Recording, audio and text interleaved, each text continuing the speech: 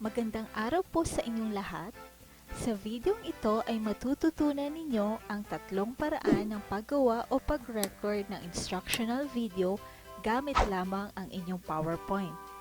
Handa na ba kayong matuto? Tara at simulan na natin. Ang unang paraan ay pwede sa lahat ng version ng PowerPoint. Ang gagawin po natin ay lalagyan lamang natin ng audio ang bawat slide. So, bubuksan po natin yung PowerPoint presentation na ating inihanda at lalagyan po natin ng audio ang lahat po ng slide sa presentation na ito. Pupunta lang po tayo sa Insert, tapos sa Audio, and then Record Audio. At pwede na po kayong magsimulang mag-record. Pwede nyo pong i-move para makita nyo po yung sulat sa inyong PowerPoint. So, i-click nyo lang po yung red button para magsimulang mag-record. At kung tapos na po kayong mag-record, i-click nyo lang po yung OK. Yan, pwede nyo pong i-play. At kung may hindi po kayong gusto or may na-record na sobra, pwede po kayong pumunta sa playback para i-trim ang audio. Kung saan nyo lang po siya gustong mag-start at kung saan lang po siya gustong matapos. At pindutin nyo po yung OK. At siguraduhin i-click ang Hide During Show para po hindi siya makita pag na-save na po yung video. So, lalagyan nyo lang po lahat ng slides. Depende po sa recording na gusto ninyo. Insert audio and then record audio. Ganun lang po kadali ang maglagay ng audio sa bawat slides. At ang ilan sa mga panuntunan na dapat ninyong sundin. Pwede nyo pong i-trim. Pagtapos na po kayong mag-record ng audio sa lahat ng slide, pwede na po natin siyang i-save. So, susubukan nating hindi i-hide yung sound icon para titingnan po natin mamaya kung ano ang kalalabasan. So, pag save, click nyo po yung file and then save and send. Sa ibang version, ang makikita nyo po ay export. Sa iba naman po ay save and send. Click nyo lang po yung save and send, tapos po create a video. And then create video para magsimula na po kayong mag-save ng inyong recorded file and audio.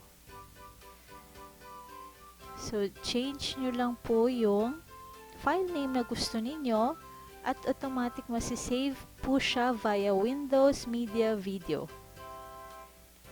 So, click Save. At depende po sa haba ng inyong recording yung pag-save ng video. Mas mahaba po yung recording, mas matagal po ang saving ng video. So, isa pa pong paraan ng pag-save, pwede po pumunta kayo sa file and then click Save As. So, pipindutin nyo yung Save As type and then Windows Media Video. And then change the file name and then save.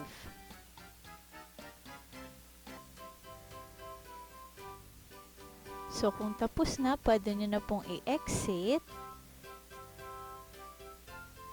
At ipi-preview po natin yung nagawa nating video or instructional video. So, i-play lang po natin. Magandang araw mga bata, bago tayo magsimula, ang ilan sa mga panuntunan na dapat ninyong sundin. So, ito po yung mangyayari kung hindi po naka-hide yung Maupo ng maayos, icon ng sound. makinig ng mabuti, Makikita po siya at during magkaroon presentation. ng kawilihan sa talakayan. So ayan, nakapag-record na po kayo sa pamamagitan ng paglalagay ng audio sa bawat slides. Ang ikalawang paraan po ay ang paglalagay ng narration and animation sa inyong PowerPoint presentation. Ito po ay pwede rin sa lahat ng version ng PowerPoint. Ang una nyo pong dapat gawin ay buksan po ang inyong nakahandang PowerPoint presentation. At pupunta po tayo ngayon sa File. And then click Save and Send or Export sa ibang version and click Create Video. And then Record Timings and Narration. So magsisimula na po tayong mag-record ng timings and narration. And then Start Recording. So dito na po magsisimula yung recording. Sabihin nyo lang po kung ano yung nasa slide or ano yung nasa script ninyo. Sa recording nyo po, pwede po kayong mag-pause kung gusto nyo pong magpahinga, or kung mali po kayo, pwede nyo pong i-rewind or bumalik po sa simula. At pagtapos na po kayo, i-click nyo lang po yung escape sa inyong keyboard para po mag-exit sa inyong recording. So pag-exit nyo po, ito na po yung lalabas. Pindutin nyo lang po yung Create Video. Kasi na-record na po yung timings and narrations. So i-click nyo lang po yung Save.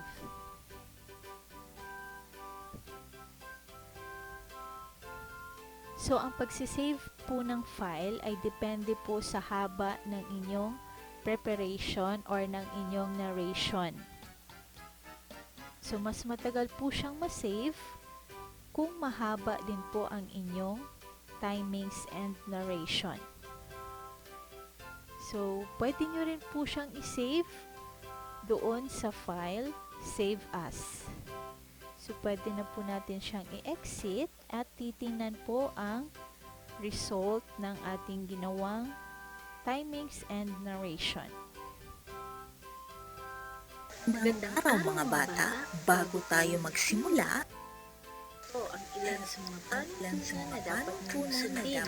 So ito po yung nagawa natin sa paggamit ng timings and narration. Panghuling paraan po ay para naman po ito sa mga versions ng PowerPoint na may screen recording.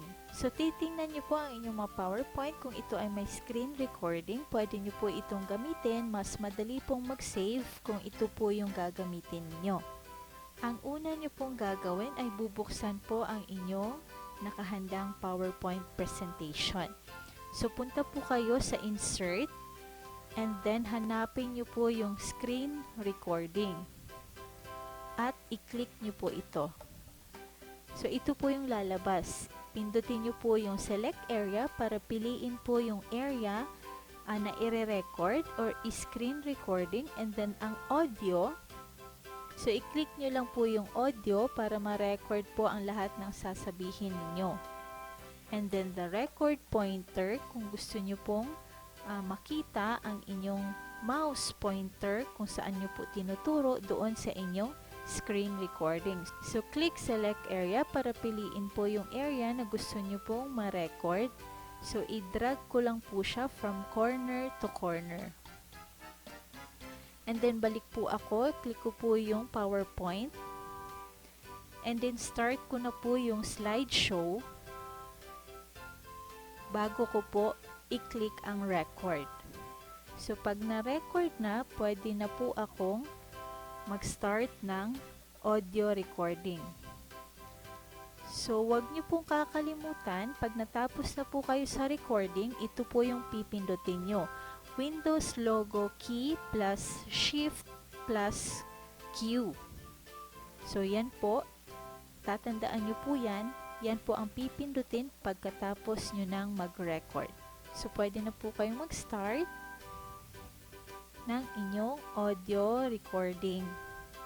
Masisave po yan dahil kinlik nyo po yung audio. Tayo magsimula. So hanggang matapos po ang inyong sa mga presentation. na dapat ninyong sundin. Maupo na maayos, makinig ng mabuti, at sabihin ang palintulutan niyo po ako, teacher. May bata, ibon, puno, araw, ulap, bundok, bahay.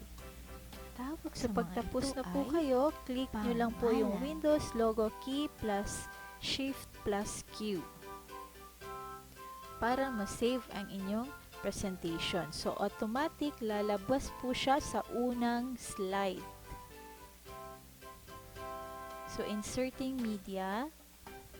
So ito na po yung video na nagawa natin or yung recording. So kung gusto nyo pong tingnan kung okay po yung recording nyo or may gusto po kayong i-edit, click nyo lang po yung playback. Pwede nyo pong putulin ang video. Click nyo lang po yung trim video. And then i-drag nyo po kung saan nyo po gusto mag-start and mag-end ang video. So click OK and then right click, save media as,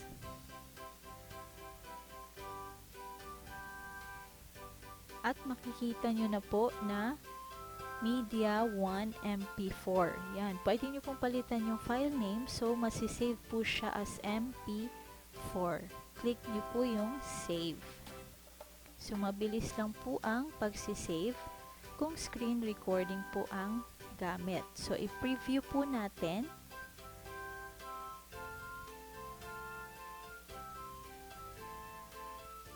So ito na po yung finished product po. So ayan.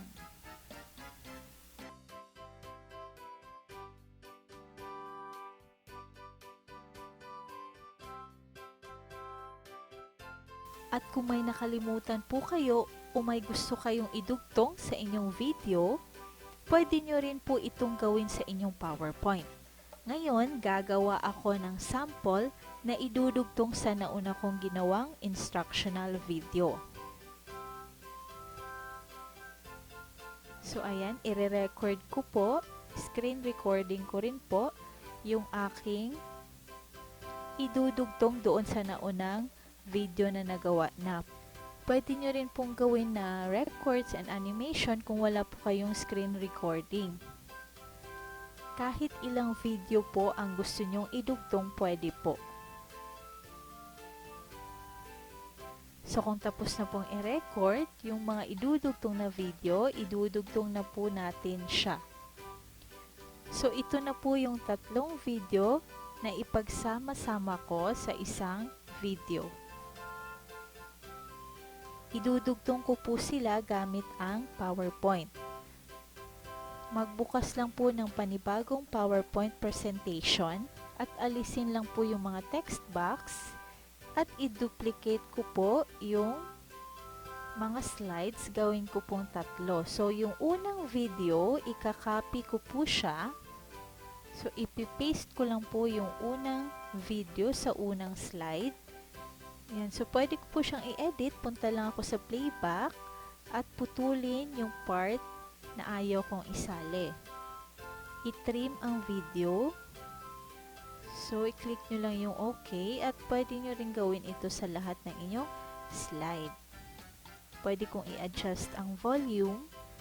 And then, sa slide 2, i-copy ko lang po yung next video at ilagay ko po sa second slide. Ganun din po sa third video or media. Ilagay ko lang din po sa third slide. Pwede nyo pong i-edit yan, i-trim. Kung ano po yung mga ayaw nyo na part, alisin nyo lang. Click nyo po yung file and then save as. Pwede rin po export.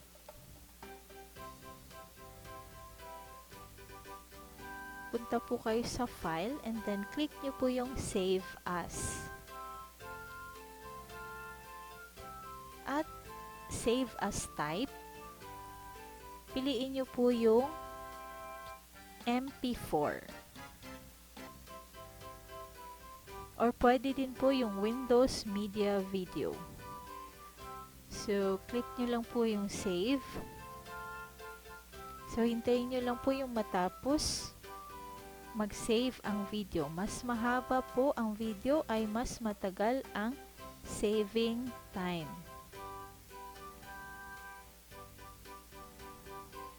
So, pwede nyo rin po siyang i-save. Punta po kayo sa File, Export. So, dalawang paraan po, create a video and create a video. So, automatic pag create a video, MPEG-4 video na po siya or MP4. Click nyo lang po yung save. Same lang po yan sila nang lalabas sa Save As. So, hintayin lang po matapos ang video and then pwede nating i-preview yung ating nagawang presentation.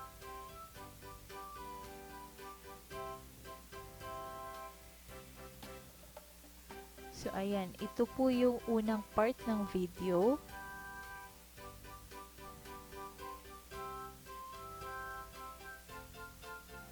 At ito naman po yung idinugtong natin. So, okay naman po ang pagkakadugtong gamit ang PowerPoint. At ang pangatlong video ay ito po. So, ayan. So, ganun lang po kadali ang gumawa ng instructional video gamit ang PowerPoint presentation. Salamat po sa inyong panunood. Hanggang sa muli. Paalam!